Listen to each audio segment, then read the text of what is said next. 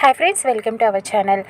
CI Trilok phone చేసి మహాలక్ష్మికి చెప్తాడు, ఇక్కడే జైల్లోనే విద్యాదేవి ఉంది మేడం, ఇంకెక్కడ లేరు. ఎవరు కన్ఫర్మ్ చేశారు? మీకు ఆ విషయం మీరు చూసారా అని చెప్పి మహాలక్ష్మి అడుగుతూ ఉంటుంది.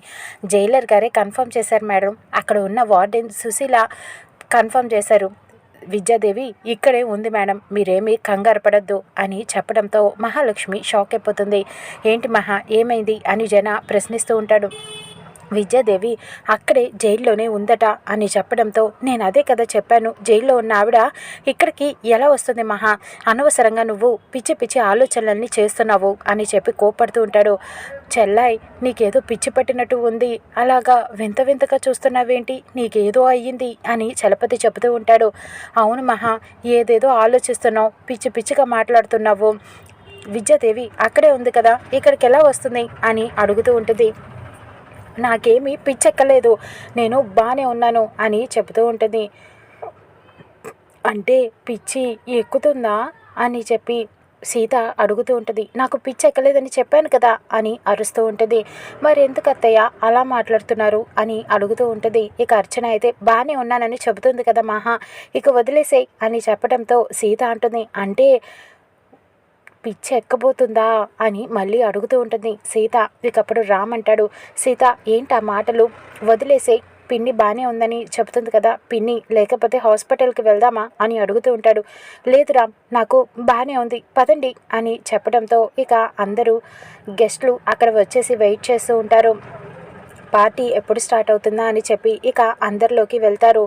ఇక మహాకి జన వార్నింగ్ ఇస్తూ ఉంటాడు. మహా, కాస్త సైలెంట్గా ఉండు, బాగా బిహేవ్ చేయి, చాలామంది బిజినెస్ పీపుల్ వచ్చారు కదా, లేకపోతే వాళ్ళ ముందు మన పరువు పోతుంది అని చెప్పడంతో అర్చన గిరి కూడా అవును మహా, కొంచెం జాగ్రత్తగా మాట్లాడు, జాగ్రత్తగా చూడు సరిగ్గా, లేకపోతే మన పరువు పోతుంది అని చెప్పడంతో నేను బాగానే ఉన్నాను, నైట్ కాస్త నిద్ర లేకపోవటం వల్ల ఇలాగా ఆలోచనలు వస్తున్నాయి, జ్యూస్ తాగితే సెట్ అయిపోతుంది అని చెప్పడంతో సరే అయితే మహా, నువ్వు తొందరగా వెళ్ళి జ్యూస్ తాగేసిరా అని జన చెబుతూ ఉంటాడు. సరే అని మహాలక్ష్మి జ్యూస్ తాగటానికి కిచెన్లోకి వెళ్తుంది. అక్కడ డ్రింక్ గ్లాస్ తీసుకొని జ్యూస్ని తాగుతూ ఉంటుంది.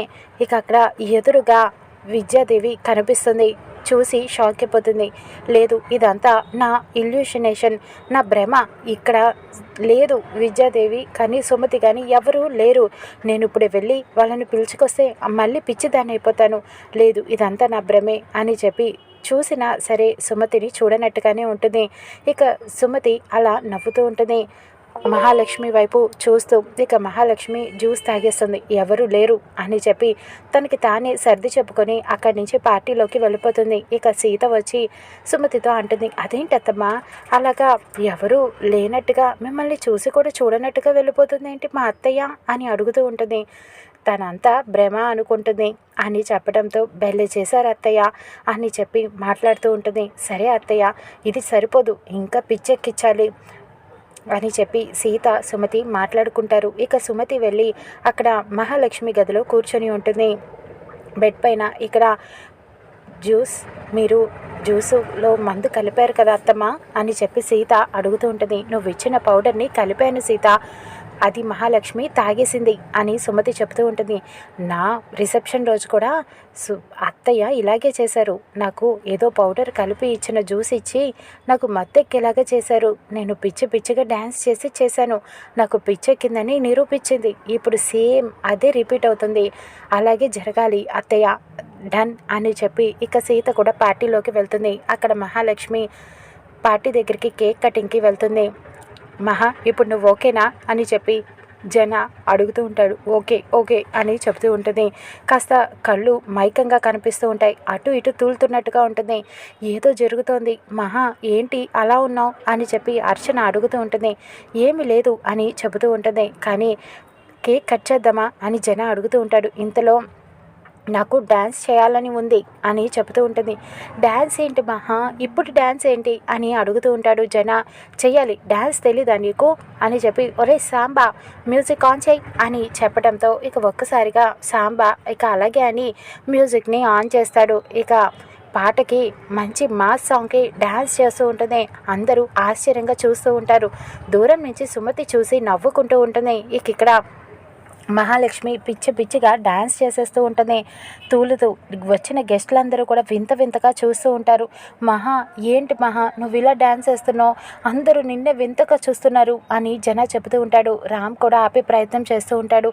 పిన్ని ఇలా డాన్స్ చేస్తున్నావు ఏంటి పిన్ని, పరువు పోతుంది, రా పిన్ని కేక్ కట్ చేద్దాం అని పిలుస్తూ ఉంటాడు. నువ్వు ఆగు రామ్ అని చెప్పి రామ్ని కూడా పక్కకు తోసేస్తుంది. ఇటు అర్చన వచ్చి ఆపే ప్రయత్నం చేస్తూ ఉంటుంది. మహా ఇలా చేస్తున్నావేంటి, ఇలా చెయ్యకూడదు అని చెప్పి లాగే ప్రయత్నం చేస్తూ ఉండగా మహా ఒక్కసారిగా అర్చన చెంప పగల కొడుతుంది. అందరూ వింతగా చూస్తూ ఉంటారు.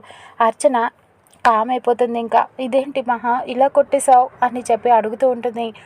ఇంకా ఎంతమంది ఆపినా మహాలక్ష్మి ఆగదు. సాంబా ప్లే చేయి అని చెప్తూ ఉంటుంది. డ్యాన్స్ చేయడం మొదలు పెడుతుంది. అందరూ అలా చూస్తూ ఉంటారు. సీత నవ్వుకుంటూ ఉంటుంది మనసులో.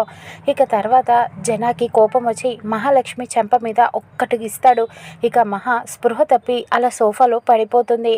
ఇక తర్వాత మహా లెగు మహా అని చెప్పి అందరూ అడుగుతూ ఉంటారు. ఇంతలో సీత వచ్చి మహాలక్ష్మి మీద నీళ్లు జల్లి లేపుతుంది. ఏమైంది నాకు అని మహా అడుగుతూ ఉంటుంది. సీత మహా పక్కన కూర్చొని స్లోగా చెబుతూ ఉంటుంది. దెబ్బ తగిలింది అత్త అని చెప్తూ ఉంటుంది. దెబ్బ అని అడిగితే అవును మీకు గట్టి దెబ్బే తగిలింది, నా రిసెప్షన్ రోజు కూడా ఇలాగే చేశారు కదా, ఇప్పుడు సేమ్ అదే రిపీట్ అవుతుంది అత్త అని చెబుతూ ఉంటుంది. రివెంజ్ తీర్చుకుంటున్నా అని అనటంతో ఇక మహాలక్ష్మికి స్పృహ వచ్చి ఇదిగో జన, ఈ సీత ఇదంతా చేసింది, సీత వల్ల ఇలా జరిగింది, సీత రివెంజ్ తీర్చుకుంటుంది అని గట్టిగా అరుస్తూ ఉంటుంది.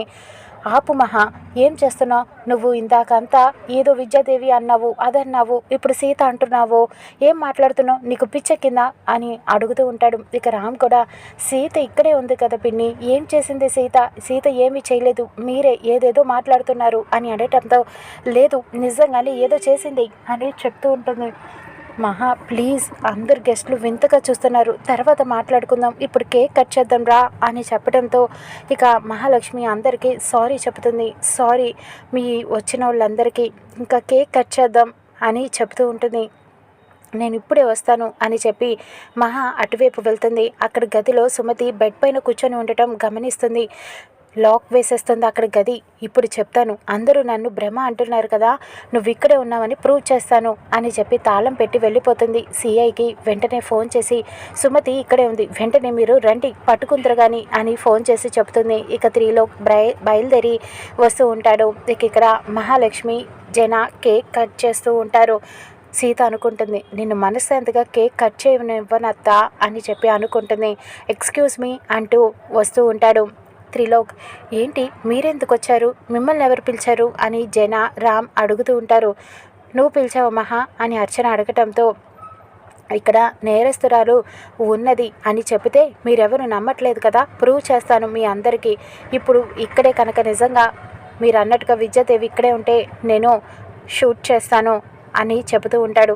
రండి మీ అందరికీ చూపిస్తాను, ఒక్క 5 minutes వెయిట్ చేయండి, అప్పుడు కేక్ కట్ చేద్దాం అని చెప్పి అందరినీ గదిలోకి తీసుకువెళ్ళి చూపిస్తుంది లాక్ తీసి. కానీ అక్కడ ఎవ్వరూ ఉండరు. ఇక ఒక్కసారిగా షాక్ అయిపోతుంది. గది అంతా వెతుకుతూ ఉంటుంది సుమతి కోసం.